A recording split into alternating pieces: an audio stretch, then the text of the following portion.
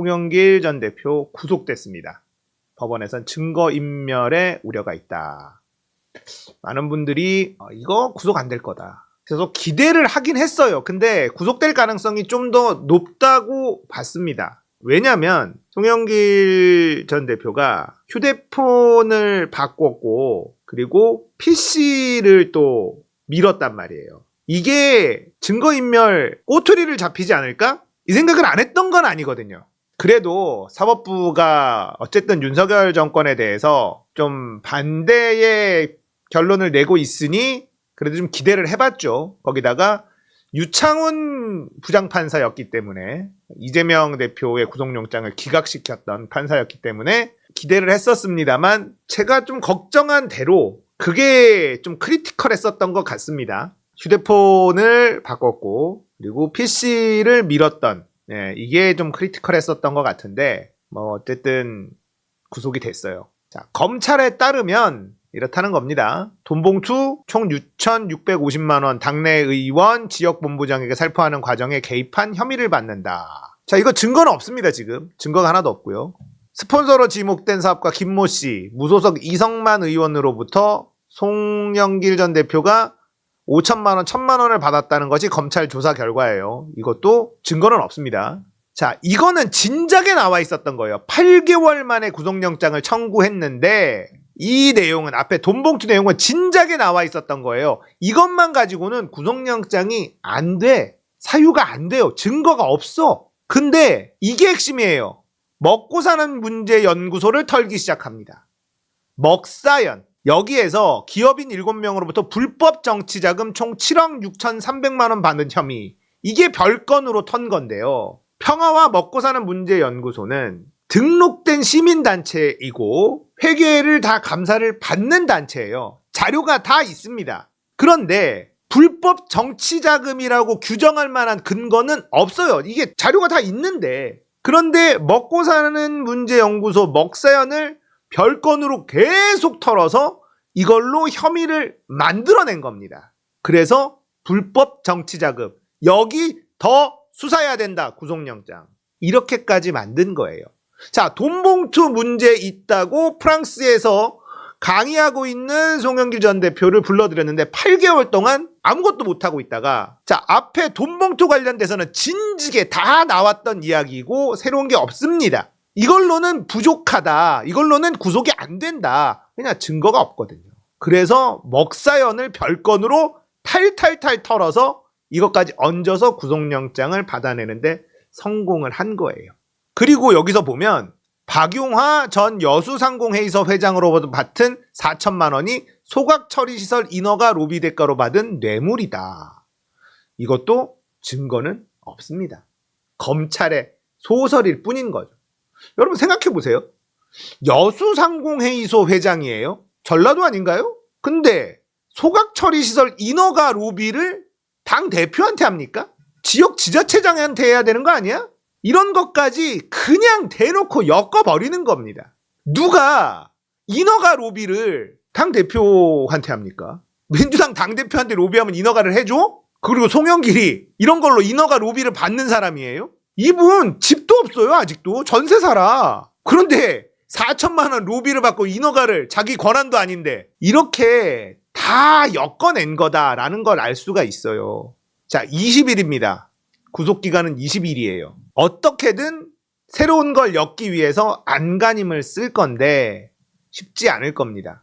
왜냐하면 송영길이라는 인물이 살아온 삶을 보면 알아요. 정치를 하겠다라고 마음먹은 순간 돈은 우리가 포기하자. 이 부부가 그렇게 결심을 했다고 합니다.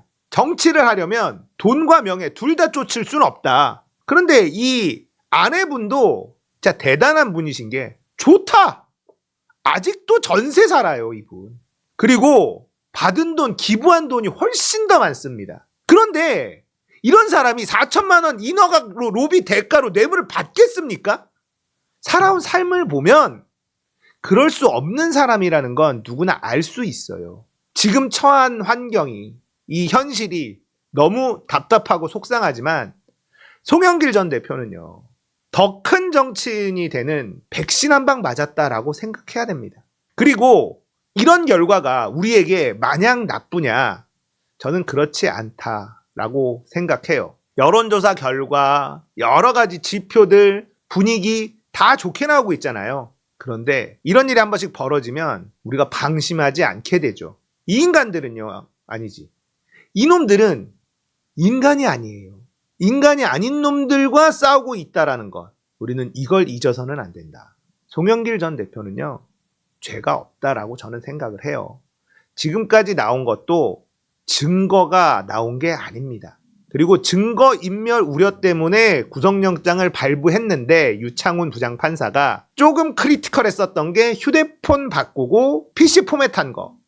뭐 요런 부분들 아마 좀 크리티컬하게 걸리지 않았을까? 20일입니다. 20일 뒤에 풀려날 거예요. 새로운 증거를 찾아낼 수가 없습니다.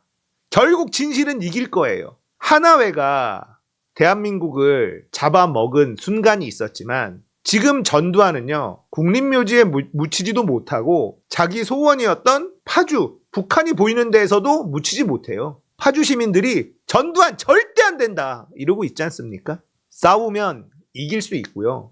진실은 언젠가 승리한다는 걸 꼭 기억했으면 좋겠고, 이들의 발악이 영원할 수 없다라는 거, 이것도 우리가 확신을 가지고 있었으면 좋겠다. 이런 판결이 있었는데 또 이런 판결도 있었죠. 윤석열 검찰총장 정직 징계 취소 2심 법원 뒤집어졌습니다. 법무부가 졌어요. 자, 이거는 당연한 수순이었죠. 원고가 윤석열이야. 피고가 한동훈이야. 어떻게 이 싸움에서 이깁니까?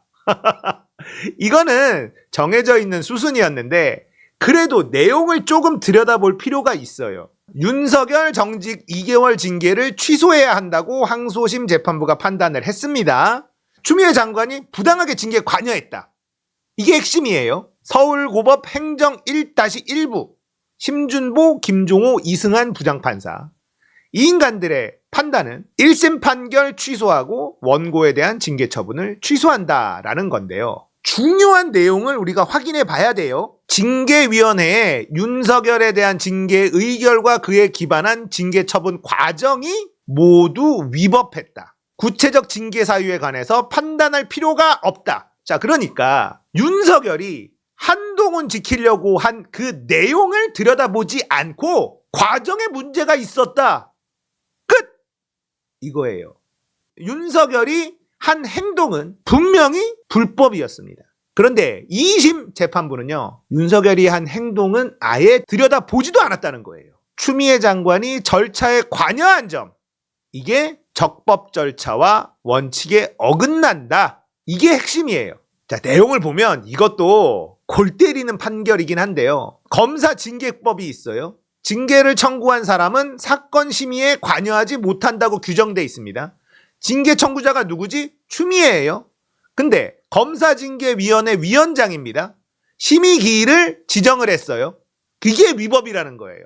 자, 검사징계위원장을 법무부 장관이 할 수 있고 그 심의기일을 지정을 했는데 추미애라는 본인이 법무부 장관이 징계를 청구했기 때문에 이걸 못한다? 이거 이상하지 않나요? 판결이? 이거는 법리적으로 다툼의 여지가 충분히 있는 대목이라고 느껴진단 말이에요. 그런데 법무부 변호인들이 이런 거를 가지고 문제 삼지 않으니까요. 줄줄줄 통과되는 거죠. 심의기일 지정은 심의에 실질적 영향이 있다. 아니, 법무부 장관이 검사를 징계할 수 있어요. 그래서 징계위원회 위원장이 될 수 있습니다. 근데 징계를 청구한 사람은 사건 심의에 관여하지 못한다? 이게 앞뒤가 좀 이상하지 않나요? 뭔가? 자, 추미애 장관이요, 징계 청구 후 1차 심의기일에 임박해 정한 한국외대 법학전문대학원 교수를 징계위원으로 신규 위촉한 행위, 그를 위원장 직무대리로 지정한 행위 역시 적법한 절차 원칙, 검사징계법에 어긋나 위법하다. 자, 법무부 장관은요, 징계를 청구한 사람은 사건 심의에 관여할 수 없습니다. 그리고 법무부 장관이 검사를 징계하는데도 관여하지 않으려고 빠진 거예요. 하지만 검사징계위원을 임명할 권한이 법무부 장관에게는 있습니다. 모두 임명하진 않아요. 법무부 장관이 임명할 수 있는 권한도 있어. 근데 정한중 교수를 징계위원으로 신규 위촉을 했단 말이에요. 이거는 법무부 장관의 권한인데 법무부 장관이고 자기가 징계를 청구한 사람이니까 자기가 위원장을 하기가 애매하잖아요. 문제될 것 같으니까 직무대리로 이 사람을 지정을 했어. 이거 법무부 장관의 권한 아닙니까? 근데 이게 적법 절차의 원칙과 검사징계법에 어긋나서 위법하다고 본 거예요. 자, 이 부분은요, 분명히 이쪽에서 보면 이쪽이 맞고요. 저쪽에서 보면 저쪽이 맞다. 분명히 이거는 법리적으로 논거의 다툼이 있어야 되는 부분이잖아요. 근데 법무부 변호인들이, 한동훈 임명한 변호인들이 안 싸웠다는 거죠. 내용을 디테일하게 들여다보면 뭔가 애매한 구석들이 있어요. 변호사가 변호를 잘했으면 이건 이길 수 있는 재판이었다라는 생각이 드는 대목인 거죠. 속상하죠. 하지만 이거는 우리는 알고 있었잖아요. 한동훈하고 윤석열이 싸우고 있는데 한동훈이 이겨? 불가능한 일이죠. 지기 위해서 최선을 다했고, 자, 이렇게 해서 윤석열은 큰 짐을 하나 덜긴 했습니다. 거기다가 송영길 구속이라는 카드가 하나 맞춰줬기 때문에 검찰은 지금 신났을 거예요. 그러나 이런 일이 벌어지면 우리는 방심을 안 하겠죠. 지지율이 높게 나와도, 여론조사 결과가 아주 좋게 나와도 방심하면 안 됩니다.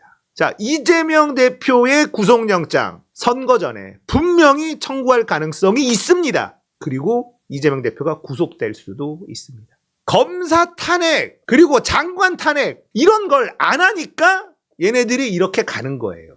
세게 들이받고 싸우면요, 이런 일이 벌어지지 않았을 겁니다. 송영길 전 대표는 천추의 한일 겁니다. 송영길이라는 인물이 당대표 시절에 검찰개혁, 언론개혁 동시에 하려고 했는데 당내에 반발이 너무 심했다. 그래서 언론개혁은 아예 뒤로 미루고 검찰개혁이라도 제대로 좀 해보자라고 한 게 지금 이 모양 이 꼴이라는 거예요. 얼마나 한이 되겠습니까? 그 당시에 당대표로서 개혁을 추진하려고 했는데 송영길이라는 정치인도 개파가 없어요. 당대표는 됐지만 실질적인 힘이 없었습니다. 안타까운 역사, 우리가 반복되지 않게 만들 수 있습니다. 뭉치면 이길 수 있다. 희망을 갖고 방심하지 맙시다. 할 수 있습니다.